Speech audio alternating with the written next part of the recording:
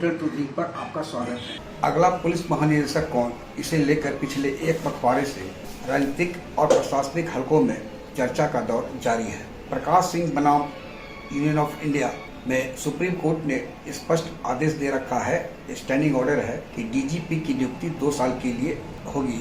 उसके पूर्व यदि कोई प्रशासनिक अराजकता हो या कमी है तो वैसी स्थिति में डीजीपी को हटाया जा सकता है। भयानक लॉ एंड ऑर्डर का फेलियर हो। आर.एस. भट्टी दिसंबर में 2 साल का कार्यकाल उनका डीजीपी के रूप में खत्म हो जाएगा। इसके पूर्व डीजीपी आर.एस. भट्टी हटाए जा रहे हैं।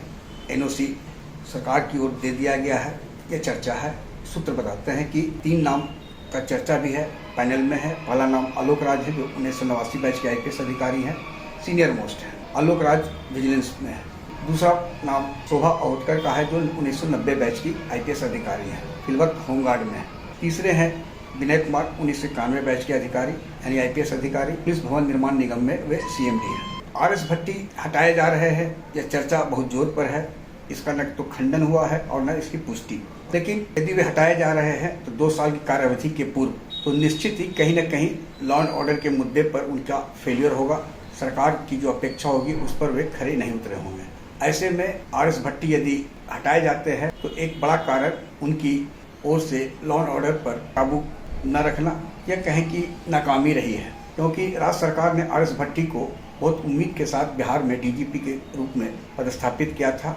सिटी एसपी पटना के रूप में वे काफ़ी चर्चित रहे थे, लेकिन फील्ड में उनका अनुभव न के बराबर रहा है। और उनका जो आँख कान बने बिहार में, वे भी ऐसे 2 अधिकारी हैं जिनकी फील्ड में उपस्थिति न के बराबर रही है, या एक हैं भी रहे भी हैं तो वे बहुत जल्द ही फील्ड से उनका तबादला कर दिया था, क्योंकि है तो वे ईमानदार, लेकिन जनता के बीच वे लोकप्रिय नहीं हो सके।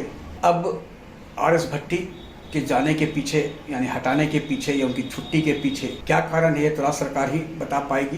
कि इतना तय है कि 2 साल की कार्यावधि पूरा न करने के पीछे कहीं न कहीं बिहार में जो गिरती विधि व्यवस्था है वो एक बड़ा कारण माना जा रहा है। और यदि राज्य सरकार ने यूपीएससी को, जो कि तय है कि सुप्रीम कोर्ट के आदेश से प्रकाश सिंह बनाम भारत सरकार में कि यदि 2 साल के पूर्व किसी डीजीपी को हटाया जाएगा तो यूपीएससी के पास डीजीपी रैंक के अधिकारियों का पूरा पैनल भेजा जाए।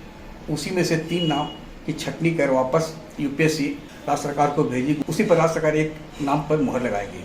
अगला डीजीपी कौन है यह तो 1 सप्ताह के अंदर स्पष्ट हो जाएगा, लेकिन इतना तय है कि भट्टी छुट्टी हो रही है। कारण क्या है यह भी जानने के लिए राजनीतिक क्षेत्र से लेकर पुलिस महकमा के कई लोग परेशान भी हैं कि आखिर आर.एस. भट्टी, इनकी ईमानदारी पर कोई संशय नहीं है, लेकिन क्यों वे बिहार में सफल डीजीपी के रूप में अपने को प्रमाणित नहीं कर पाए, क्या कारण है, यह अलग शोध का विषय होगा जब वे हटाए जाएंगे।